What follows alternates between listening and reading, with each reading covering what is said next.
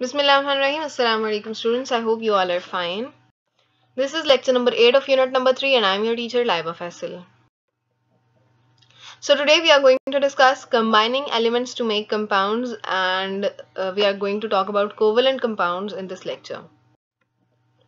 And page number 42 and 43 of your book will be discussed today. In the previous lectures we've discussed about compounds. पिछले lecture में हमने compounds के बारे में बात की थी. हमने देखा था कंपाउंड्स क्या होते हैं. दो या दो से ज़्यादा एलिमेंट्स मिलकर एक कंपाउंड बनाते हैं. अब आयनिक कंपाउंड क्या होता है? एक ऐसा कंपाउंड जिसके अंदर आयन्स फॉर्म होते हैं. दो एटम्स जब मिलते हैं तो वो आयन्स बना लेते हैं. और उस आयन्स में क्या वो आयन्स कैसे बनते हैं कि एक एटम अपने इलेक्ट्रॉन्स, अपने वैलेंस शेल के इलेक्ट्रॉन्स जो है वो दूसरे एटम को दे देता है और दूसरे एटम का वैलेंस शेल कंप्लीट हो जाता है. सो इन दोनों के दरमियान में बॉन्ड बनता है. एक फोर्स ऑफ अट्रैक्शन जनरेट होती है क्योंकि एक पॉजिटिव होता है और एक नेगेटिव होता है. और ये जो फोर्स होती है, फोर्स ऑफ अट्रैक्शन होती है, इसको हम आयनिक बॉन्ड कहते हैं. नेक्स्ट है हमारे पास covalent compound. Covalent compound study करते हैं, स्टार्ट करते हैं. पहले हम आयनिक कंपाउंड के बारे में देख चुके हैं. आज हम एक नई तरह के कंपाउंड पढ़ेंगे जो कि कोवेलेंट कंपाउंड है.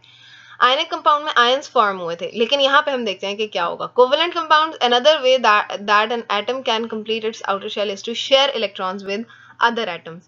अब सिर्फ यही एक तरीका नहीं है कि इलेक्ट्रॉन्स शेयर कर दिए जाए, मतलब मुकम्मल तौर पे आप अपने इलेक्ट्रॉन दूसरे को दे दो और आयंस बना लो.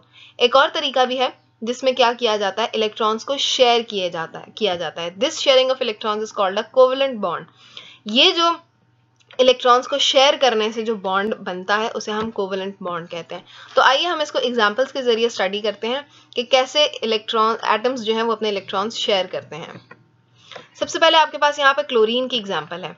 अब अगर आपको याद हो कि क्लोरीन का एटॉमिक नंबर 17 है. अब चूंकि उसका एटॉमिक नंबर 17 है तो उसके आउटर शेल में भी 17 इलेक्ट्रॉन्स मौजूद होंगे. उसके सॉरी आउटर शेल में नहीं, उसके पूरे उस एटम के अंदर 17 इलेक्ट्रॉन्स मौजूद होंगे. तो 17 को कैसे डिवाइड करेंगे? सबसे पहले शेल में 2 इलेक्ट्रॉन्स आते हैं, फिर सेकंड शेल में 8 इलेक्ट्रॉन्स आ जाएंगे, तो 2 और 8 10 हो जाएंगे. फिर 11 12 13 14 15 16 17. अब एक इलेक्ट्रॉन यहाँ पे एक इलेक्ट्रॉन की जगह रह गई. इसी तरह दूसरा क्लोरीन एटम, अब 2 क्लोरीन एटम्स मिलकर एक मॉलिक्यूल बनाएंगे. सो हम देखते हैं कि इसके भी वैलेंस शेल में 7 इलेक्ट्रॉन्स हैं, इसके भी वैलेंस शेल में 7 इलेक्ट्रॉन्स हैं.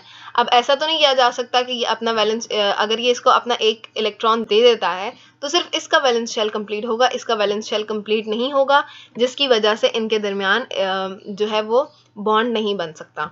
तो अब यहाँ पे आप देखिए कि ये क्या करेंगे, ये दोनों करीब आ जाएंगे और ये दोनों इलेक्ट्रॉन्स शेयर करेंगे. यानी ये अपना इलेक्ट्रॉन इसके साथ शेयर करेगा, ये अपना इलेक्ट्रॉन इसके साथ शेयर करेगा. तो ये दोनों आपस में जुड़ जाएंगे, अपने इलेक्ट्रॉन्स को शेयर करेंगे, जिसकी वजह से क्या होगा कि इनके दरमियान एक बॉन्ड बन जाएगा. ये सिंगल बॉन्ड बना, यानी एक ही बॉन्ड बना है क्योंकि एक पेयर यानी 1 पेयर ऑफ इलेक्ट्रॉन शेयर हुआ है.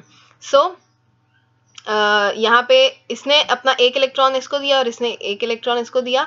सो सिर्फ एक बॉन्ड बना है यहाँ पे.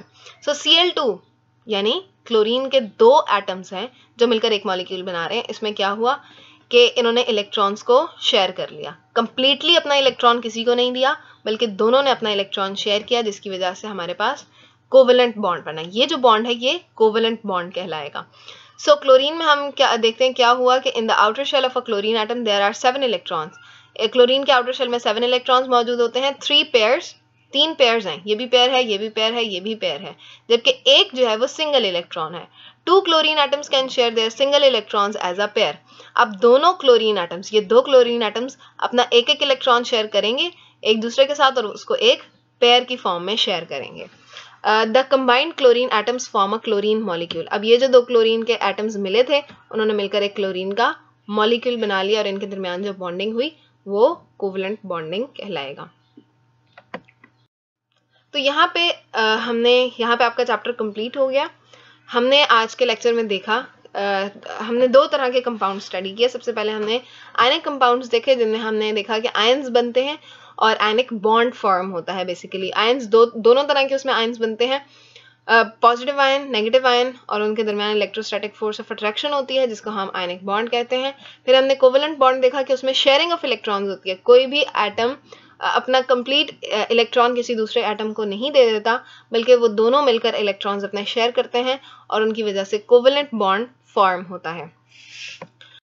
नेक्स्ट अब हम रिव्यू कर लेते हैं कि हमने स्टार्टिंग से इस चैप्टर में क्या पढ़ा था। एक बिल्कुल क्विक सा रिव्यू। सबसे पहले हमने एटम का स्ट्रक्चर देखा था कि एटम के अंदर क्या क्या मौजूद होता है। उसके अंदर हमने देखा था कि न्यूक्लियस के अंदर न्यूट्रॉन्स और प्रोटॉन्स मौजूद होते हैं, जबकि उसके इर्द गिर्द इलेक्ट्रॉनिक क्लाउड मौजूद होता है जो कि नेगेटिवली चार्ज इलेक्ट्रॉन्स होते हैं। फिर हमने 4 मुख्तलिफ तरह के साइंटिस्ट की कॉन्ट्रीब्यूशन देखी थी जो उन्होंने एटॉमिक स्ट्रक्चर की तरफ की थी, और हमने इन सब के एक्सपेरिमेंट्स भी स्टडी किए थे। फिर हमने देखा था chemical symbols. Chemical symbols basically chemical short hand होते हैं, जो कि हर एलिमेंट का अपना यूनिक होता है और इनको पूरी दुनिया में इन्हीं सिंबल्स के जरिए रिकॉग्नाइज किया जाता है। जबकि हमने कुछ सिंबल्स ऐसे देखे थे जिनका जो एलिमेंट के फर्स्ट नेम से जनरेट हुए, जैसे हाइड्रोजन का H, कार्बन का C। ये सिंबल्स ऐसे हैं जो कि एलिमेंट के फर्स्ट नेम उनके एलिमेंट के नेम का फर्स्ट लेटर उनका केमिकल सिंबल बन गया। इसी तरह फिर नेक्स्ट हमने देखा कि एलिमेंट का जो एक फर्स्ट लेटर और दूसरा कोई भी उसके बीच एलिमेंट के बीच का कोई भी लेटर उठा के एक सिंबल बना दिया गया, जैसे कैल्शियम में Ca, हीलियम में He, जिंक में Zn, बेरिलियम में Be and so on so fourth. Next हमने देखा था कि कुछ इस तरह के भी एलिमेंट्स सिंबल्स हमने देखे थे कि एलिमेंट के लैटिन नेम से उनका जो सिंबल है वो डिराइव किया गया। जैसे कॉपर से कुप्रम, कॉपर का लैटिन नेम है कुप्रम और Cu उसका सिंबल है। इसी तरह आयरन का लैटिन नेम फेरम है और उसका सिंबल Fe है।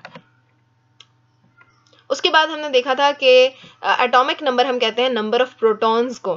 किसी भी एटम के अंदर कितने नंबर ऑफ प्रोटॉन्स मौजूद हैं उन्हें हम उसका एटॉमिक नंबर कहते हैं। ऑफ कोर्स एटॉमिक जो नंबर ऑफ प्रोटॉन्स हैं वो इक्वल होते हैं नंबर ऑफ इलेक्ट्रॉन्स के। तो नंबर ऑफ जो एक एटॉमिक नंबर है वो जानते साथ ही हमें उसके नंबर ऑफ इलेक्ट्रॉन्स भी पता चल जाते हैं।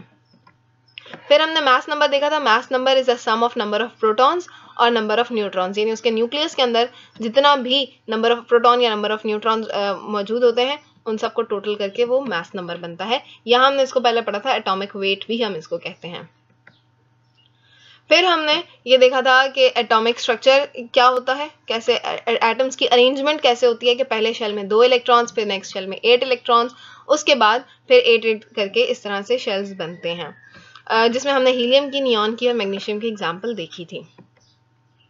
उसके बाद हमने काफ़ी सारे एलिमेंट्स को स्टडी किया था जिसमें उनमें इलेक्ट्रॉन्स कैसे कैसे बढ़ते गए, एटॉमिक नंबर के बेस पे हमने कैसे उनके अंदर इलेक्ट्रॉन सेट किए और हमारे पास क्या रिजल्ट्स आए वो सब हमने देखा था। और ये काम, इसी तरह का एक काम आप अपनी कॉपी में भी कर चुके हैं। फिर हमने आयंस की टाइप्स देखी कि आयंस के 2 तरह के होते हैं, पॉजिटिव आयंस जिन्हें हम कैटायंस कहते हैं और नेगेटिव आयंस जिन्हें हम एनायंस कहते हैं। वो एटम जो अपना इलेक्ट्रॉन लूज करता है वो पॉजिटिव आयन बनता है और वो एटम जब इलेक्ट्रॉन गेन करता है वो नेगेटिव आयन बनता है। उसके बाद हमने ये भी देखा पीरियोडिक टेबल, और पीरियोडिक टेबल में हमने ग्रुप स्टडी किए। हमने देखा कि पीरियड्स जो हैं वो हम हॉरिजॉन्टल लाइंस को कहते हैं, जबकि हमने इसमें 3 तरह के ग्रुप्स को स्टडी किया।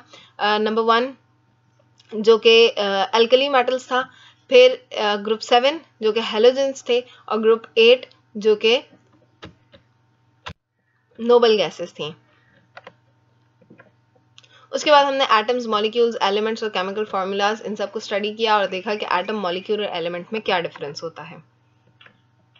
फिर हमने टाइप्स ऑफ कंपाउंड स्टडी किए जिसमें हमने आयनिक कंपाउंड और कोवेलेंट कंपाउंड दोनों की बॉन्डिंग देखी और ये देखा कि दोनों के कंपाउंड्स कैसे बनते हैं।